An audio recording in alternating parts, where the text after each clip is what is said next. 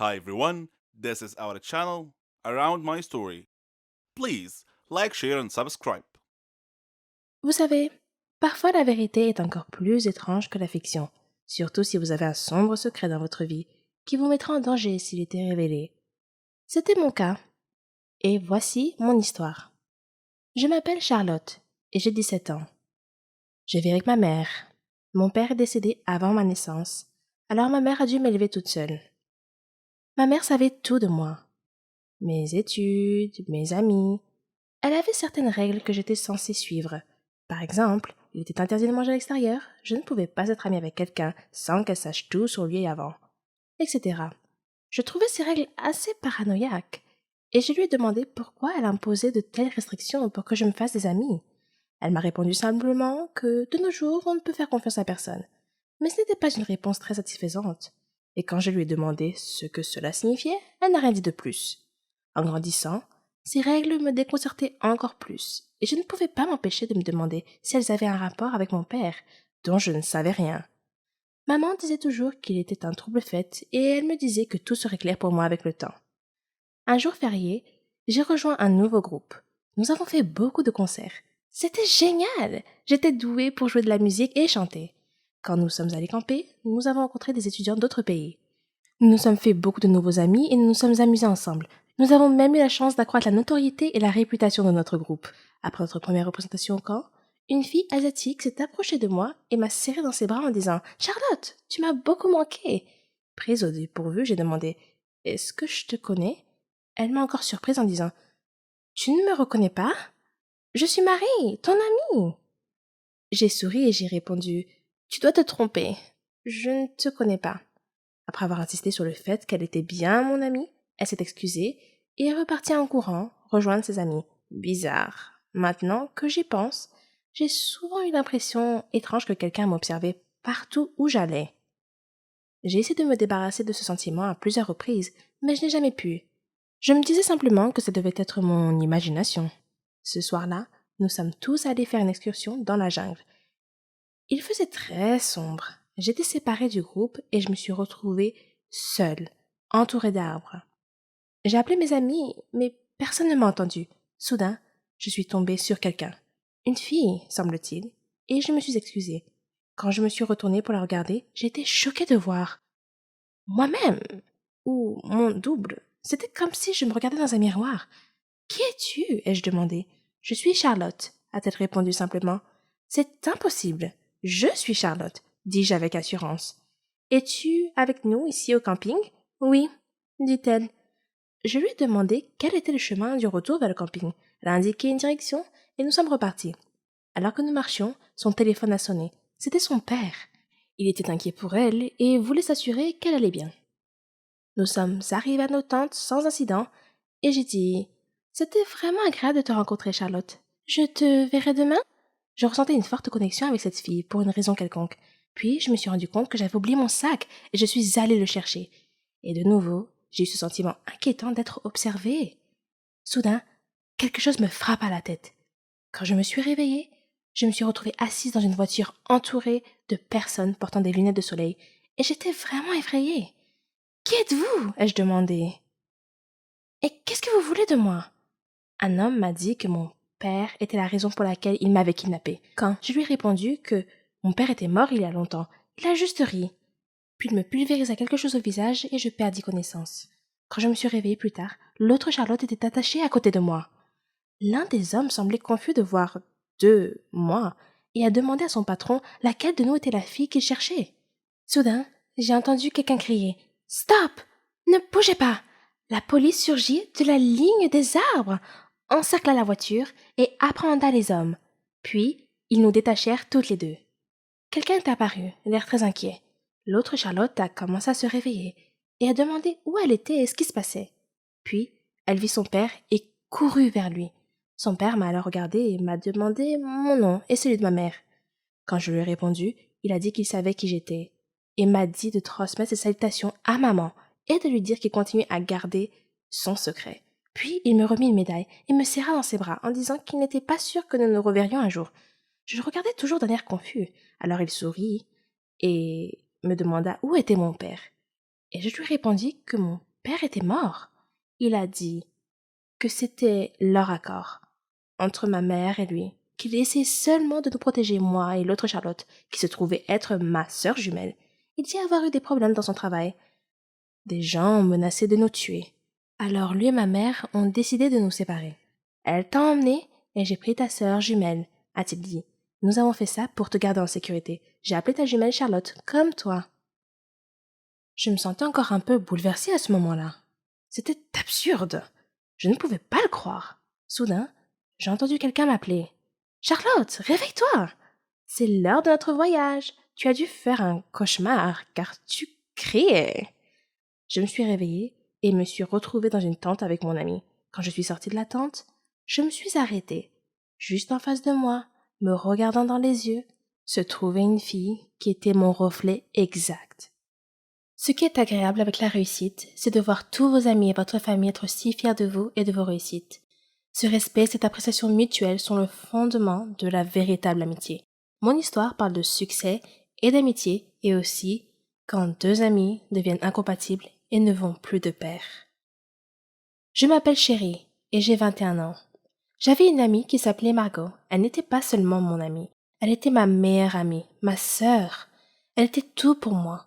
Nous étions semblables à bien des égards, même dans nos passe-temps et nos rêves. Après la mort de mon père, maman et moi avons déménagé dans le quartier de Margot, car sa mère était la meilleure amie de ma mère. Je n'avais que 3 ans à l'époque, alors Margot et moi avons pratiquement grandi ensemble. À l'école, nous partagions les mêmes classes, étudions ensemble et faisions même équipe dans les labos. Elle et moi rêvions toutes deux de devenir pharmaciennes. J'ai eu du mal au lycée, mais je m'en suis sortie grâce au soutien et aux encouragements de Margot. Je n'avais pas autant de liberté et d'indépendance qu'elle, car ma mère me surprotégeait. C'est à ce moment-là que mon histoire a vraiment commencé. Lorsque j'ai décidé de m'inscrire à la faculté de pharmacie, Margot m'a demandé pourquoi j'avais choisi cette spécialité. Je lui ai répondu que mon père était mort d'une maladie maligne, incurable, et que mon rêve était de trouver un remède à cette maladie pour sauver des vies. J'ai étudié dur et je me suis inscrite avec succès à la faculté de pharmacie. Margot était très heureuse pour moi et elle m'a promis de rester concentrée sur la découverte du remède contre la maladie mortelle que je cherchais si passionnément. Je lui ai demandé de rester à mes côtés à tout instant, ce qu'elle a fait avec plaisir. La faculté de pharmacie se trouvait à l'étranger, donc hors de mon pays. Je serais indépendante et libérée du contrôle étouffant de ma mère. Franchement, j'avais hâte d'y être. Margot et moi avons trouvé un endroit où loger près de la faculté, dans une auberge de jeunesse avec un groupe de filles de différents pays. Contrairement à moi, Margot a pu facilement se lier d'amitié avec elle. Nos études n'ont pas été faciles au début, mais nous avons travaillé dur et nous nous sommes débrouillés. J'étais tellement excitée de me plonger dans mes recherches et d'en apprendre le plus possible. J'interrogeais constamment les instructeurs et les médecins pour élargir mes connaissances. C'était mes débuts, et Margot est restée à mes côtés tout ce temps. Finalement, nous avons été diplômés de la faculté et avons entamé nos carrières. J'ai commencé dans une entreprise pharmaceutique et elle dans une autre. Nous étions maintenant des concurrentes en quelque sorte. Pour préparer mes recherches privées, j'ai loué un appartement près de mon entreprise. Margot a fait de même près de son entreprise. Elle me demandait toujours comment se passaient mes recherches. Elle savait que j'essayais de développer un antibiotique pour guérir la maladie mortelle de papa. Mais ce n'était pas facile, car le système immunitaire de l'organisme attaquait l'antibiotique et le détruisait avant qu'il ne puisse détruire les cellules malades. Je devais découvrir une substance neutre que le système immunitaire n'attaquerait pas, afin que le médicament puisse pénétrer dans l'organisme suffisamment loin pour trouver et détruire les cellules malades par des interactions chimiques. Mon premier travail de recherche a été rejeté, mais j'ai continué à essayer, et à chaque tentative, je découvrais quelque chose de nouveau. À cette époque, Margot était également occupée par son travail. Un jour, elle m'a appelée. Elle pleurait parce qu'elle avait été renvoyée de son travail. Il l'accusait d'avoir volé une étude importante. Je lui ai dit qu'elle était tellement compétente dans son travail qu'elle ne devait pas être triste, mais plutôt essayer de trouver un emploi dans mon entreprise. Je lui ai dit que je la recommanderais à mon directeur. Elle m'a serré dans ses bras et m'a beaucoup remercié en disant « Tu es vraiment la meilleure amie du monde, chérie !» Le lendemain, j'ai parlé de Margot à mon directeur et lui ai dit qu'elle cherchait un emploi et qu'elle attendait dehors. Il lui a fait passer un entretien et lui a donné un emploi. J'étais tellement heureuse qu'elle et moi travaillions dans la même entreprise. Margot a continué à me poser des questions sur mes recherches et je lui ai donné des nouvelles de temps en temps. J'hésitais à lui en dire trop, mais après tout, c'était ma meilleure amie. Alors, je l'ai invitée chez moi pour lui parler de mes recherches. Margot n'était pas aussi heureuse que je le pensais d'entendre parler de mes progrès, mais je me suis dit que c'était à cause de son récent licenciement. Mes recherches personnelles prenaient tout mon temps. Elles étaient même plus importantes que mon travail.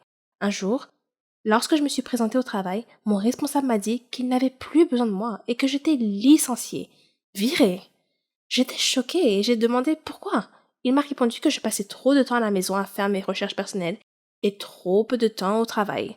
Il m'a dit qu'il avait envoyé plusieurs lettres à mon domicile me demandant de revenir travailler et que je ne lui avais pas répondu et que je n'étais pas revenue au travail.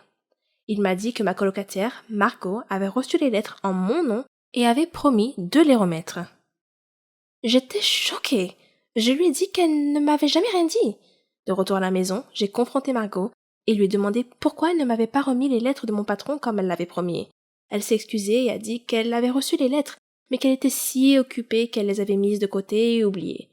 Je lui ai pardonné, mais j'ai eu l'impression qu'elle n'était pas tout à fait honnête avec moi. J'ai mis l'affaire de côté et lui ai dit que le fait d'être licenciée me permettrait simplement de libérer du temps et d'en consacrer davantage à mes recherches personnelles. Quelques jours plus tard, Margot m'a appelé pour me demander de venir faire la fête avec elle, et je lui ai demandé de quoi il s'agissait. Elle m'a dit qu'elle avait obtenu une promotion et pris ma place au travail, mon ancien emploi. J'étais heureuse pour elle, mais en même temps, je sentais que quelque chose clochait dans cette histoire. Et ce sentiment semblait s'amplifier. Le temps s'est écoulé et mes expériences ont finalement été couronnées de succès. J'avais réussi à trouver le médicament qui pouvait détruire les cellules malades. J'étais aux anges. Papa aurait été si fier de moi. J'ai appelé Margot et lui ai parlé de ma découverte. Elle m'a dit: Oh chérie, tu as réussi. Tu as découvert le remède.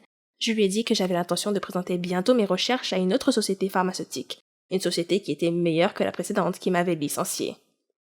Elle avait l'air heureuse pour moi, mais avait un regard étrange.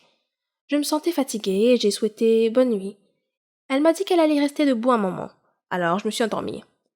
Quand je me suis réveillée le lendemain matin, j'ai trouvé mon espace de recherche en désordre et mes données de recherche avaient disparu.